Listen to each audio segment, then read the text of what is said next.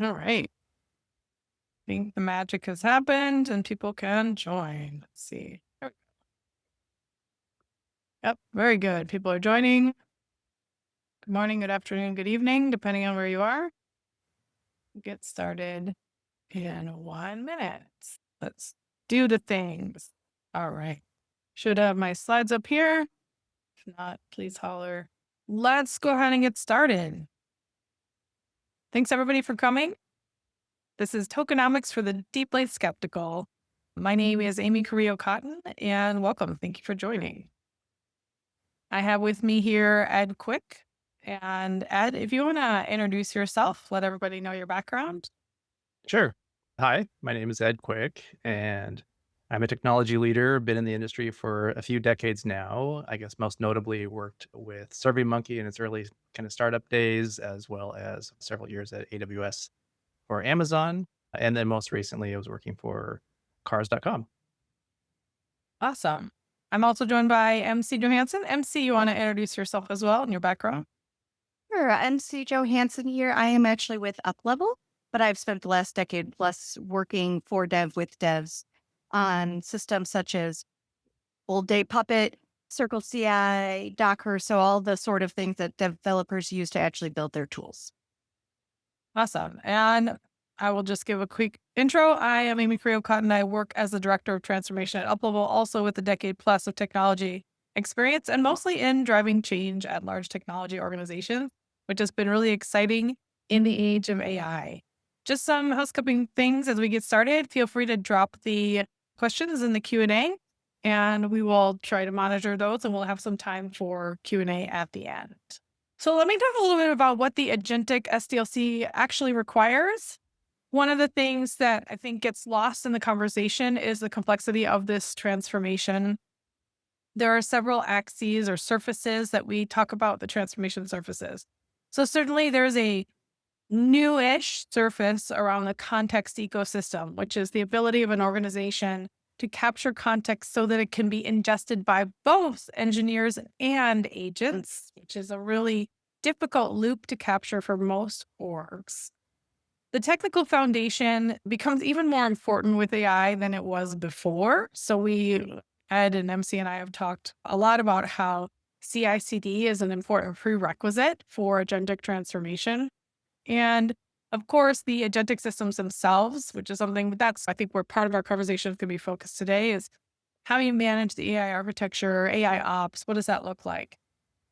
It's important, though, not to forget the human elements because we are not in the Skynet era, the robot only era. The engineer skills and capabilities make a big difference about what kind of value can truly be unlocked with the AI tools.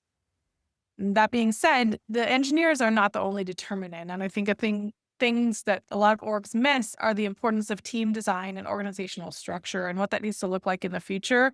The model, it's a webinar for another day, but the model of one coder and 12 agents just banging away at it and vibe coding the next great thing is really not the model we're seeing at the most advanced organizations, the ones that are having the most success. So team design and organizational structure is an important consideration. And then lastly, governance and quality. Obviously, there's guardrails that are needed, but there's also a rethinking of how quality exists within the agentic SDLC. That's probably also a webinar for another day, but today we're going to talk mostly about tokenomics and what that means. I'm going to go through some of the trends that we've seen in Uplevel data. Uplevel is a system of transformation, and so we capture data and use that to help teams make change. And then we'll discuss tokenomics with Ed and MC and have Q&A at the end. So one of the things we've really consistently seen is that AI increases volume and throughput. We've seen this consistently over the last year and a half. It's still consistent, still seeing it. So the trend is still going up, maybe not at the same exponential rate, but we're still seeing just straight up like PR velocity, PR throughput, velocity and throughput on a lot of other indicators just go up. But what does that mean, right? We're seeing limited speed impacts. So this is a particular customer where this is really obvious, is that the PR cycle time is not necessarily getting better. It's getting marginally worse. Some places we see it getting marginally better. But again, those underlying transformation surfaces, engineering skills, technical foundation, the org design itself, they have a bigger determining factor on speed than just AI itself. It might feel faster. And again, the throughput is up, but the actual delivery of value is actually not necessarily going up. Again, we see some marginal changes here, nothing really moving the needle. We do see, though, that there is some increase in the amount of time that can be spent on new value. So think of that as feature work. Just a quick side note, Uplevel uses data from Calendar, Jira, Git, and so forth to understand each individual developer's effort and then uses that to categorize it into what type of work was this? Was this keeping the lights on? Was it defect work? Was it new value work? And we do see that there's some sort of marginal increase in new value work, but in a lot of customers, that's also counterbalanced by a corresponding increase in operational work. The jury's out on whether AI will save us. It's definitely changing things. And I want to be clear, I think it has a lot of potential to change things. But the kind of customers that we work with, which are likely the kind of customers that you guys come from, find that it's not a slam dunk. It's not just AI in, value out, no big deal. It's actually a little bit more complex than that, often because of those transformation surfaces that we talked about just a minute ago. So moving a little bit closer now to what we're talking about today, the outcomes. So it would be great if there was one way to measure AI, and there's not. I think it would also be great if there was one way to measure engineering, but there's not. So one of the things that would be ideal is really just measuring value and speed. That's what engineering is here for, right? Deliver value at speed. That's what engineering is here for. It's not as straightforward as it sounds.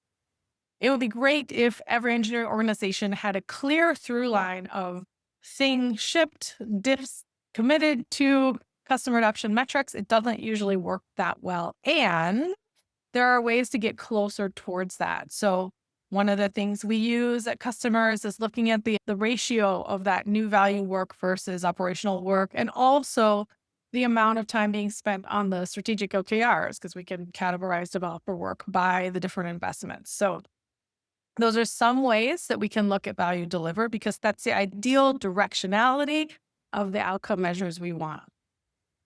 Measuring speed, I think, is hard because a lot of people want to look at maybe story points completed, or they want to look at PRs completed or issues completed.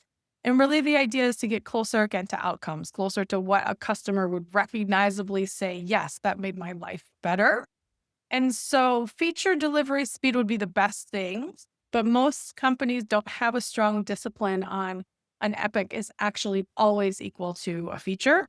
But epic lead time tends to be a decent proxy of speed. So those are some measures that we suggest, maybe outside of just token spend. But we're gonna get to that in a minute. All right.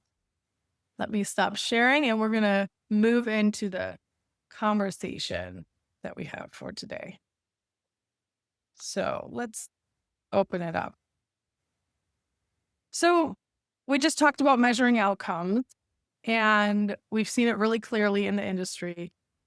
The industry really wants to measure AI activity and not outcomes. Why do you think that pattern keeps repeating?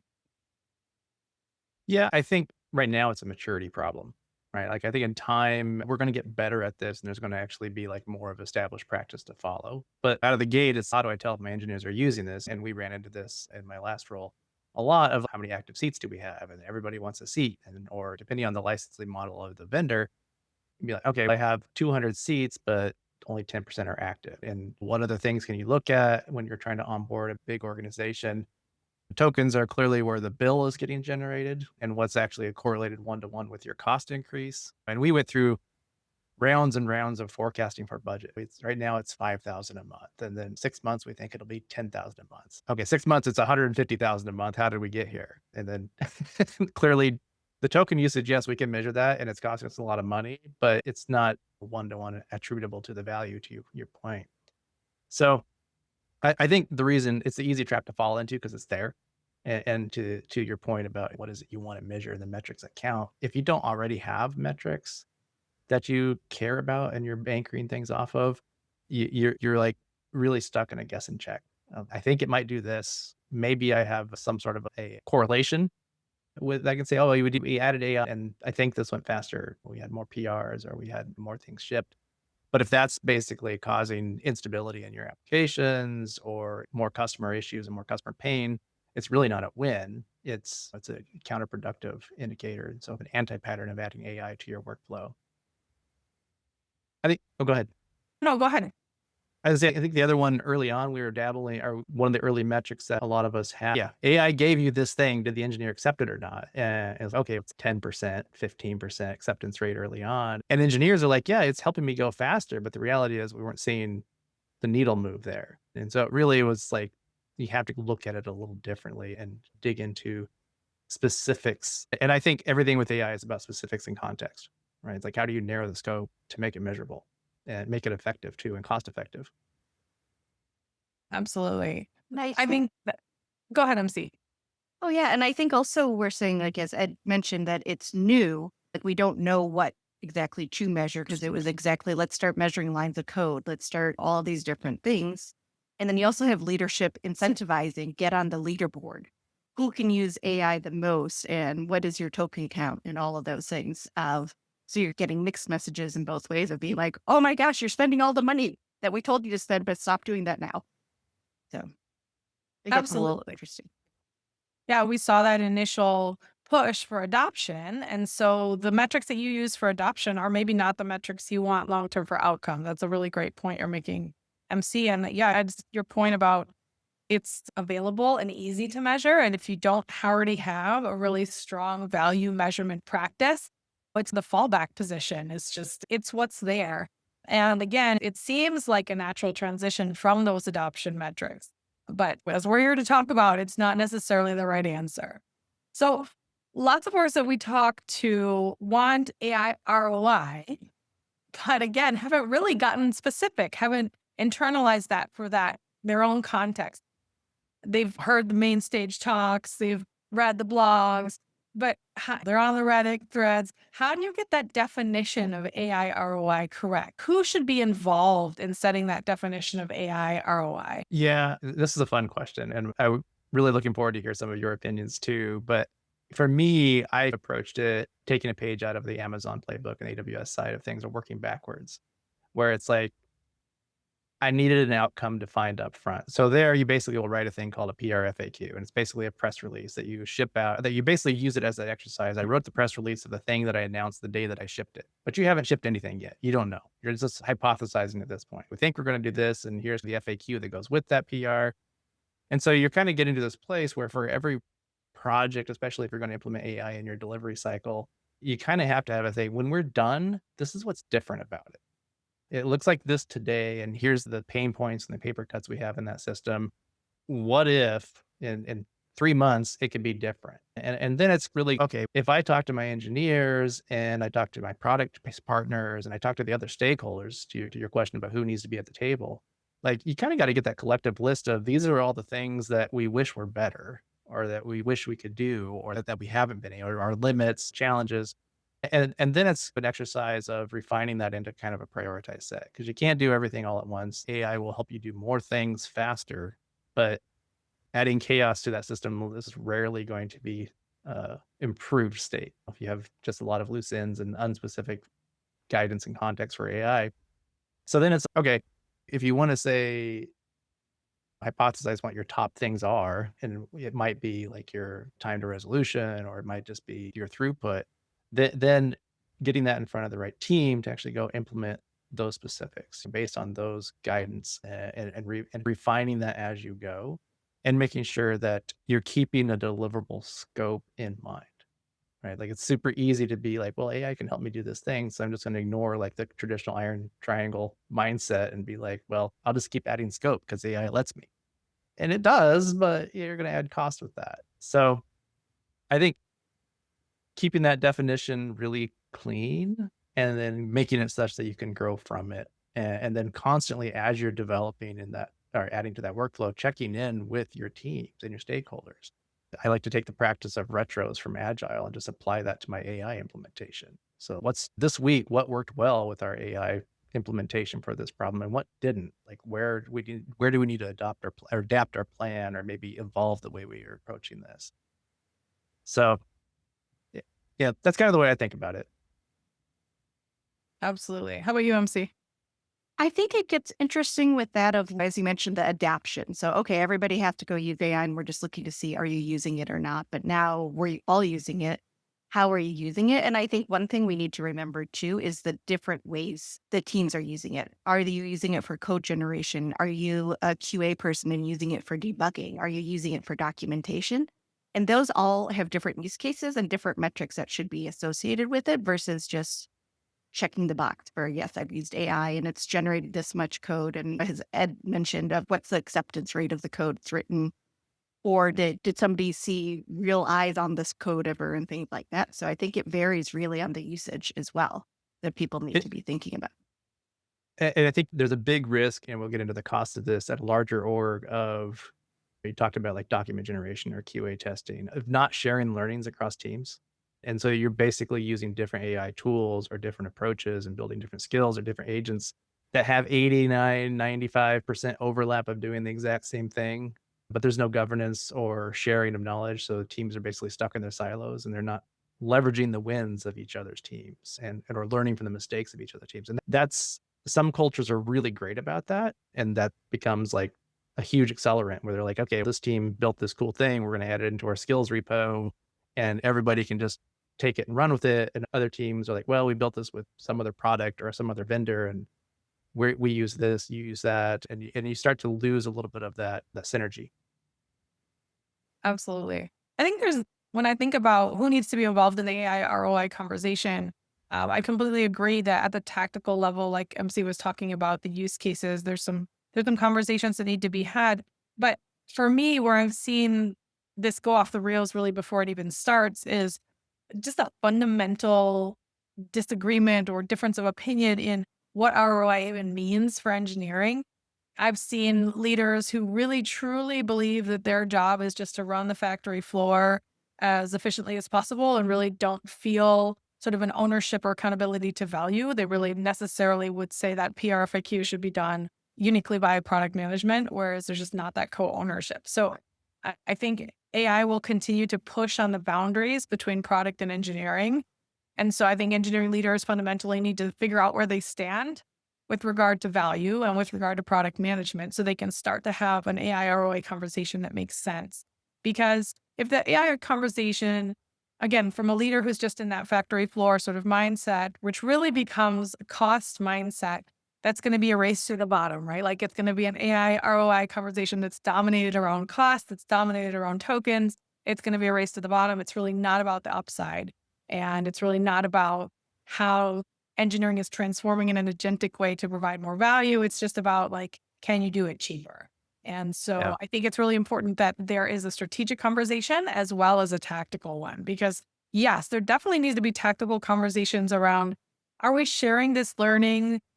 Can we figure out how to manufacture more ROI by having these use cases shared? Can we think about product managing our sort of AI platform, if you will, those shared skills, shared agents, that sort of shared governance structure.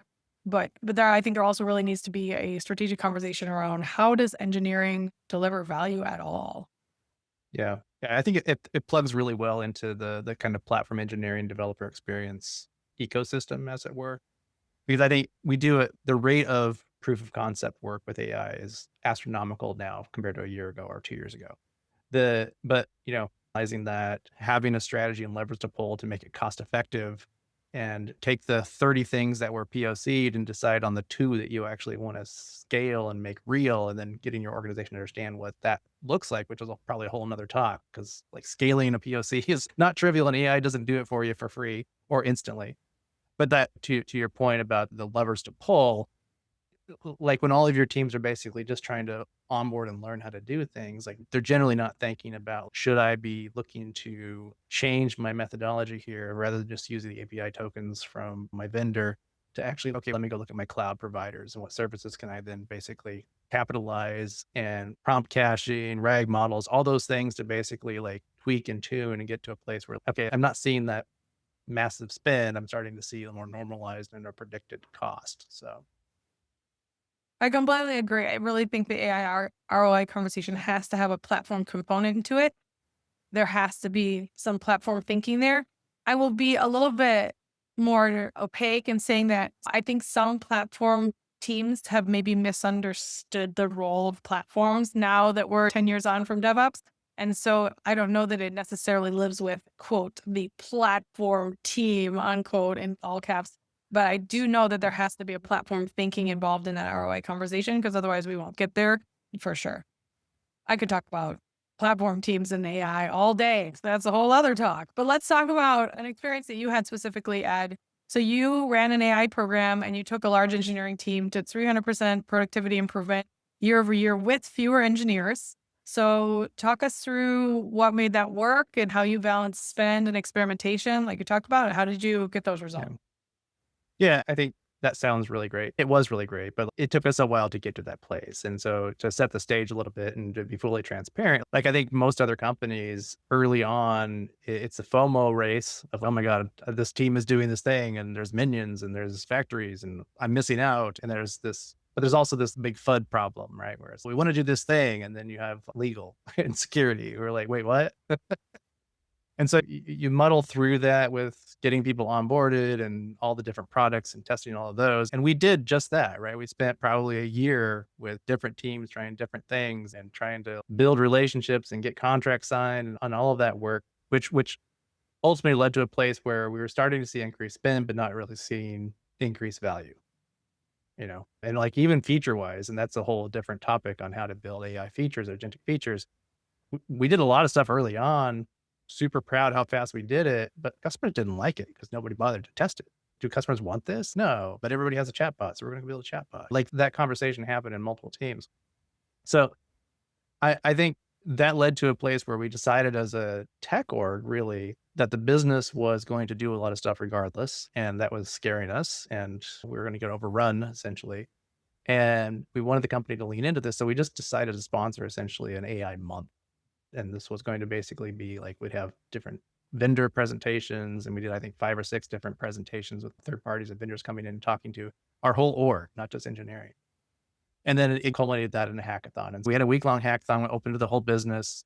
Very cool. But again, you get 30 POCs and you only want 2 of those to actually ship and try to deal with that. But coming back to my teams, like one of my senior directors, we're like, everybody's feeling the pressure to do more and we're budget constrained. And we'd had a lot of roles that we had basically reduced from the year prior.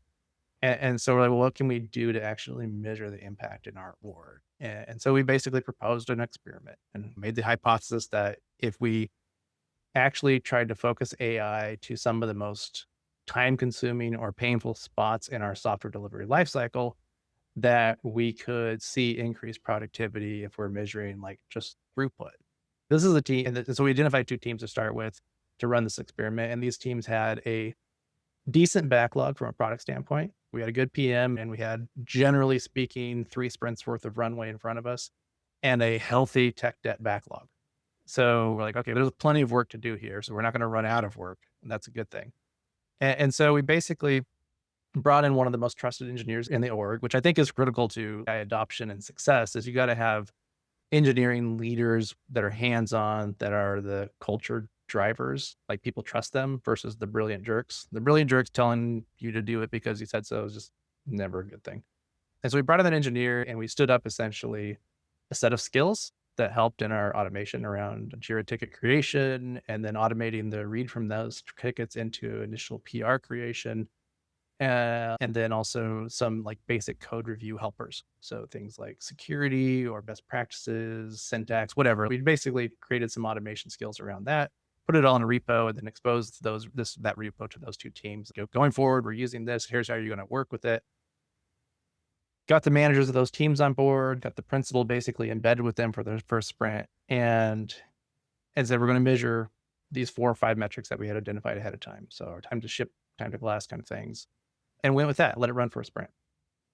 And the fact that we had basically that culture established, so that director, the managers, the principal, they're all there with the teams, they're in the ceremonies with the teams, talking about it, and then retroing on what's working, what's not working. The first sprint, we actually saw a pretty good increase. Like, this seems promising, let's lean in more. The second sprint, we actually saw a substantial increase. And then we started to see this feedback cycle of the engineers going, that's good, but it could be better if we did this. And so then they started basically contributing to that. And by the time we started the third sprint, I had four other teams in my org who were like, yeah, we talked to those teams. We want to start doing that. And the principal's been talking to our engineers and we want to start doing that. So by the third sprint, we're like, well, this really isn't an experiment anymore. It's working. All of the engineering teams in my org who had applied to basically leaned in and started going down that path. And then basically by the end of that quarter, we were at that place where our productivity was up and we weren't seeing any operational downside of that. And we were actually getting to a place where product was starting to be like the product managers using the ticket creation piece as well. And also like running out of feature backlog or at the rate that we were going, which had a nice side effect, which the managers realized pretty quickly was now I can actually go have AI help us on some of the backlog and bug fixing and start feeding that into the sprints at a more predictable pace, which was really cool and led to a lot of cool things down the road. That's awesome. When you were measuring those things, it sounded like really framing that experiment around an experiment and framing it around delivering value faster again Yeah. instead of maximizing AI usage. And I think Yeah. it sounds subtle, but it's such a difference in the frame in terms of it wasn't let's maximize our AI ROI. It's can we ship more value faster? And Yeah. that frame, I think, maybe influenced how it unfolded. Yeah. And I think there's several things we learned from that, but one of those was for the engineers who maybe had a seat for 6 months, but didn't know how to use AI, or they had a seat and were spending a ton of tokens because they weren't doing things like clearing the context or keeping things under control.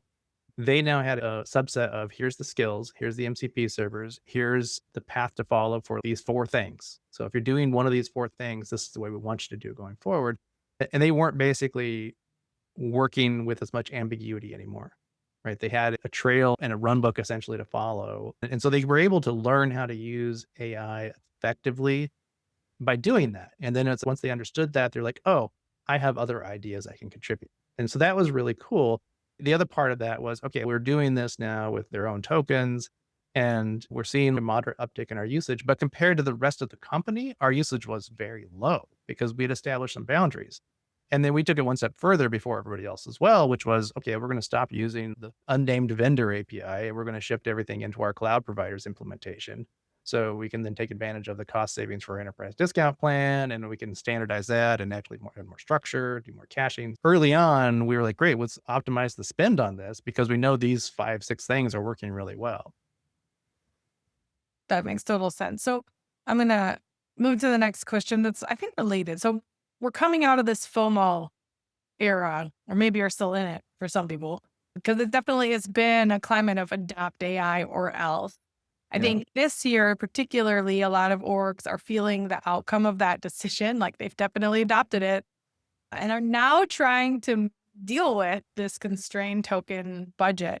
How do you make strategic choices in this context? How do you set up those guardrails? I think you call them those boundaries.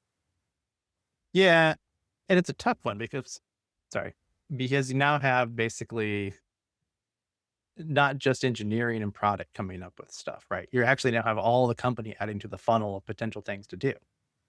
Yeah. And so I think it's still you're going back to the classic agile frameworks of limiting work in progress, Yeah. right? And the only way to get anything shipped is to focus on the absolute things you must do and then get them done versus let them linger for years and years until they're finished.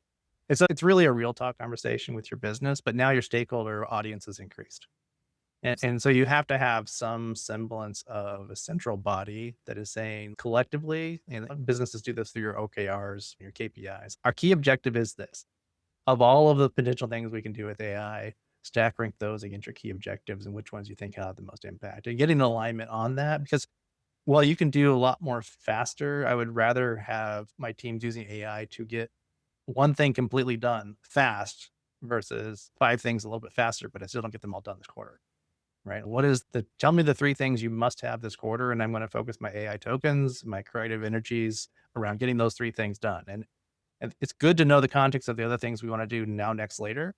And I might actually discover some things that make those go faster next. But I think you have to really avoid distractions. And it's very hard to do when AI can do a lot of stuff so fast. It is hard to do. It's hard to remember that the theory of constraints still applies. It's hard Yeah. to remember that the laws of flow still apply, that work in progress is still a thing. It can feel Yep. again like we've got all this work going on, this activity, and it can feel like that equals value, but just a lot of activity is not that value. And it's also hard to get your arms around the spend of that. So speaking of spend, token management often gets compared to cloud cost governance. Yeah. Does it feel familiar? Where do you think that analogy holds? And where do you think it doesn't? Like, where do you think engineering leaders should be careful? Yeah. It's cloud costs and then your APM providers, right? Like the Datadogs and the New Relics and the Splunks. Like all of those things are great and will do everything for you, but they will cost you more than you're getting out of them if you're not careful. I think it holds true in a couple of ways. One, that is the risk element of it, which is the vendors are not motivated to help us save money at No. all. No. You can have the nicest salesperson in the world, and I've had some great salespeople who I think are fantastic, but at the end of the day, they want you to spend money. They want you to use more tokens. So yeah, they may have ideas and they may help you optimize a little bit, but at the end of the day, there's still that big issue. And winning that game of, I feel like I'm actually getting value for what I paid for is where you kind of want them to be. I think that's a key. I think the other area, which is getting better in AI versus cloud, is there's a certain level of opacity, opaqueness to the spend and where it's going, like how the models are shifted behind the scene, depending on the vendor, what you're paying for. Is it token based, and why the contextual of what you get charged for when and by what has a lot of parallels to cloud spend. And I think right now, if you go out and look for cloud cost optimization, there's a lot of third party vendors out there that'll help you spend manage. Even the providers themselves have their own cost management tools and whatnot. And I think AI is following, they're getting there. It's not there yet now. And that's a whole section that I see people starting to try to build little startups around. We're going to help you manage your AI spend. So I think we'll follow the same parallel to cloud from that standpoint. I think one thing I would like to see more is, I think pretty quickly out of cloud came a lot of security conversations. Mhm. I think that's been a little slower than I'd like on the AI front. And I think the you almost need how familiar you are with threat modeling for security. You almost need the equivalent of that with AI. It's kind of like the efficiency modeling and threat modeling that needs to happen in that. How could spend run away from me on this thing I'm building? In addition to, is it secure? And then I think the last is just a skill thing. Companies who are early on use the easy path. Vendor provided API, plug in my token, do my thing. Similar to if I'm not comfortable in AWS or Azure or Google Cloud, I might use a third party that really hosts on one of those providers, but obfuscates all the SRE things I need to do to be able to manage my own CI/CD and all that.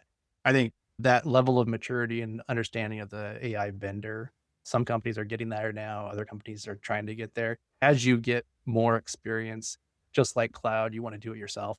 And you want to manage your own infrastructure as a code, and you want to manage your own monitoring and manage your own budgets and spends. And that you start to trade off essentially human brain power for that management and basically oversight that you want in reducing that overall spend, optimizing it, whether it's caching, whatever, just basically building more knowledge and skill into it. Won't the AI do that for us? Yeah. Yeah. It's yeah, exactly. I think out of the cloud stuff also came the idea around centers of excellence Yeah. and FinOps. FinOps didn't really exist before cloud. I think that whether those kind of become a hybrid merge because the cloud providers all take over, I don't know. But I think there's a angle there that's we're probably going to follow a similar parallel. Completely agree.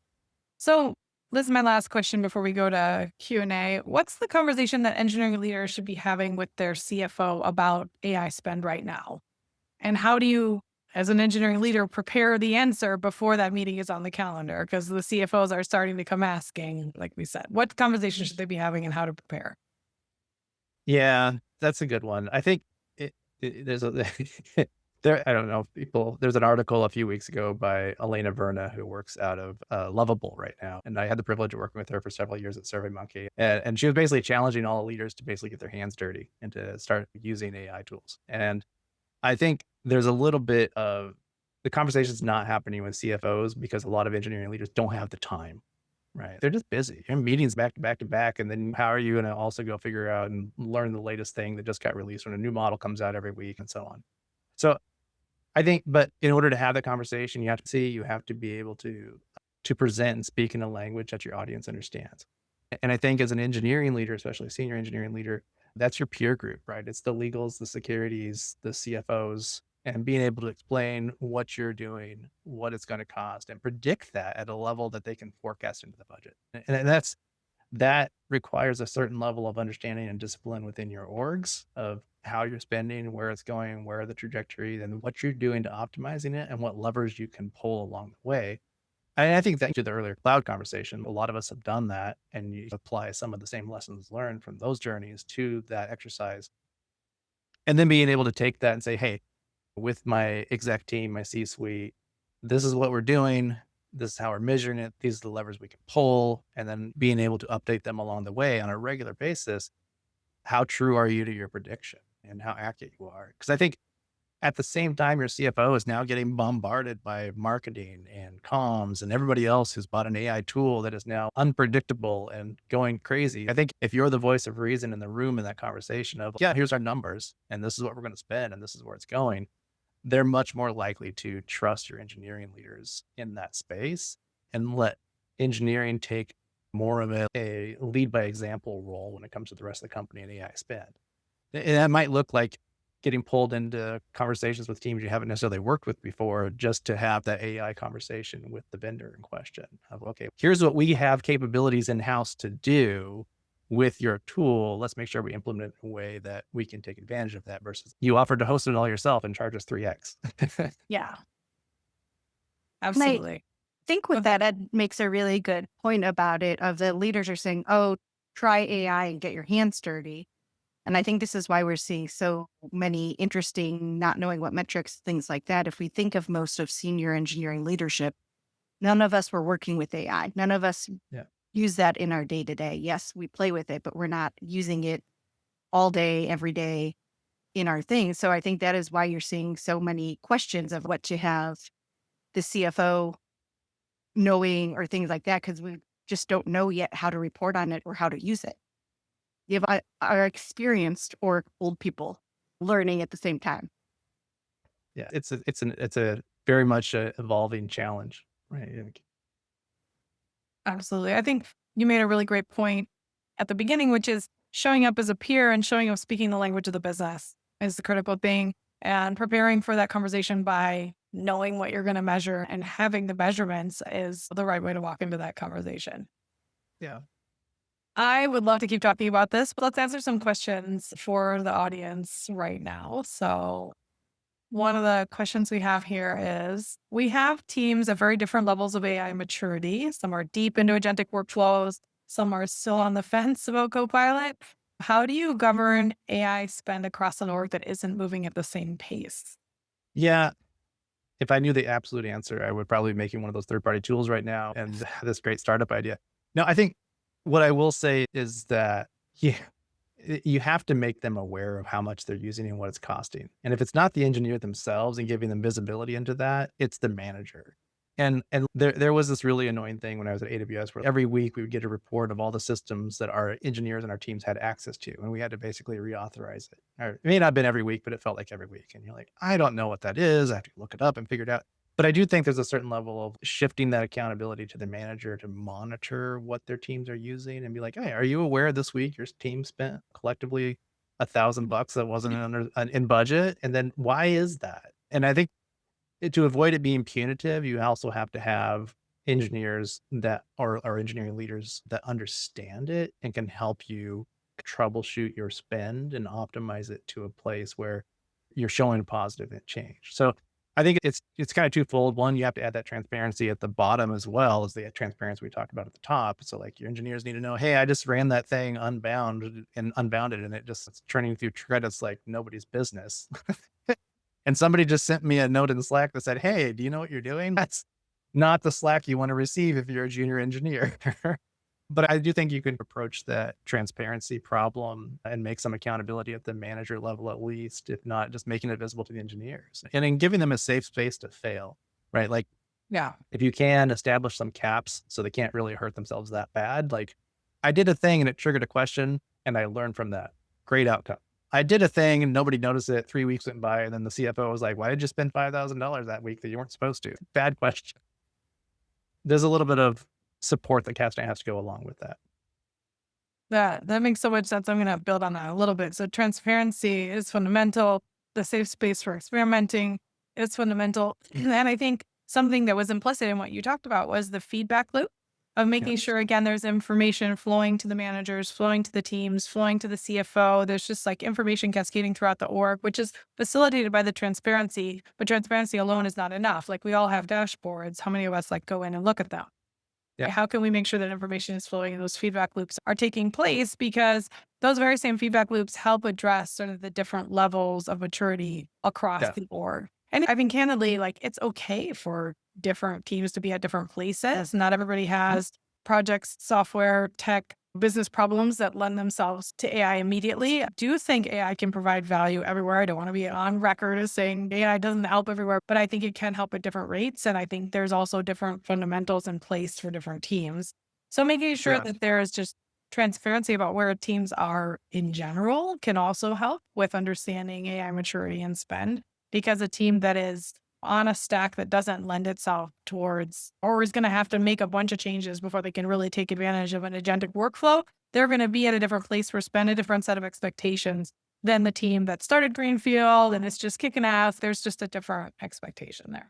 Yeah. Yeah. There was a couple of months where we had a lot of let's just call it learning happening, expensive learning happening, where we actually used AI to pull the usage data from the APIs of the vendor. And then we would generate a report and I would just throw that into a Slack channel with some of the principals and team leads and be like, hey, it's not 80% problem. It's a 20% problem, right? These 5 engineers are using a lot. Can you all, if it's close to your team, your department, just go have a conversation. You're there to help. What are they doing? Is it good or not? Then report back to the team. And like, it was amazing. We avoided a police state where a VP or CTO was like hammering an engineer, like, why'd you spend that much money? And instead you had these lead engineers leaning in a little bit to be like, let's go have a coaching conversation and let's find out what they're doing. And sometimes it was a really cool idea, poorly implemented. So we're like, they got this great idea. We're going to work with them to make this something that everybody else can use. And other times it was just, I didn't know what I was doing. So I pulled in this many repos and I did a bunch of stuff. And but it was kind of helpful to without being able to fully automate that, at least have some good engineers leaning in to help the conversation. Absolutely. So the next question, if we're not going to track tokens, what should we be incentivizing instead? Yeah. For me, I think if you're in the space where you're delivering things for your customers, it's that. Can you deliver more things, better things for your customers faster? And then how do you measure that, right? Is it increased sales? Is it reduced churn? Is it more features, which drives a greater audience? And then it's okay, based on, and that's a little bit hard to maybe measure against year over year, but if you know in general the amount of your traditional metrics and you're making hard for your go-to-market marketing teams to actually keep up with the volume of stuff you're putting out, like I'll take not being able to measure that metric super accurately. Yeah. So that's the way I think about it. Are you making customers happier than they were last year, or making more customers than you had last year? All right. Got a no on here. Give me a second. So my org is starting a new initiative similar to the hackathon that I described. We're about to pursue 21 different POCs in parallel. That sounds familiar. It hurts because it's true. We've all been there. Yeah. At least those on the call up. Currently, our org has no clear way to measure progress of a given project, and many projects don't follow a consistent methodology. Our org is very focused on individual productivity, but blind to overall business impact of any one initiative. I've tried to make the argument for clearly defining our metrics and building infrastructure to capture those metrics, but with the current FOMO atmosphere, it's ignored because execs want to see adoption. Yes, painful. Any suggestions on how to more successfully drive the point about how critical it is to measure with my leadership team? Yeah. It's tough. I would say this, just like with software, I think when you're trying to implement metrics or implement essentially any kind of maturity growth strategy, is start small, right? Figure out a subset and then drive alignment of that subset with your peer group. Even if you can't get all of your teams aligned, if you can get 3 or 4 teams aligned that these 2 metrics or these 3 metrics are the things that we want to track, and we want to then basically be able to be in a place where over the next few sprints or the next quarter, we have metrics that we can show and discuss with the leadership group. And those metrics ideally are tied to value. I think where a lot of those programs fall down is you try to boil the ocean, right? You try to do everything at once, and then you have to wait for the data to come in to actually prove the point. And then suddenly you're spending too much of your time on the process or the metric and not enough on the deliverable. And so it's a balance, I realize, but if you can gain a little bit of momentum with a handful of key things you want to measure, it will go a long ways towards adding more in the future. I'm going to build on that. So I definitely agree with start small. It's so tempting to want to just like prove it on principle only because yes, you're right. Like definitely, but it's really hard to sell an idea on principle only, starting small. And then my second one, to the addition, the corollary to Ed's point is bring receipts. So one of the things that's really important is to show positive and negative examples. So yes, you can be able to say, these are our metrics and this is how it actually drove value, and really trying to pull that line all the way through past where is expected of you. Again, taking it all the way into the land of product management, into the land of customer success, churn, sales, revenue, like pulling it all the way through to bring receipts, I think is a way that I've seen that get attention in the past, to say it wasn't an individual. And I hate to say this, but I've seen this and done this successfully at some orgs, is to say, okay, you know, that team that you think is really awesome, that is using all these tokens, also being like, and then here's the support burden that came along with that. And here's the incidents and the outages, and being like, this is, I'm not saying it's causation, but there's definitely a correlation here, guys. So just bringing receipts, I think, is one way to get it sold, both positive and negative. It's a great question. All right. So we've had a great conversation, and I think Ed and MC and I could talk about this all day. Ed or MC, any final comments before I talk about, for those who want to take next steps, what that might look like? No, thank you for having me. It's a fun conversation. Like you said, there's a lot to talk about and lots of areas to take this. Absolutely. So one of the things that MC and I do is we work with organizations to try to understand where they are in their AI maturity, understanding that's not a homogenous thing, and then giving teams and leaders an action plan on what to do next, like the so what. Okay, where are you in the benchmarks, which are new and evolving? And then what do you do about it? So for those who are interested, we have uplevelteam.com/stackup. I thank all of you for joining, and I look forward to seeing you on the next webinar. Thanks so much to Ed and MC. It was great to see you guys again. It was great to talk with you, and I love talking about this topic with you guys. Thank you so much. Thanks, Thank Thanks Amy. all for Thanks, joining. Ed. Take care. Bye now.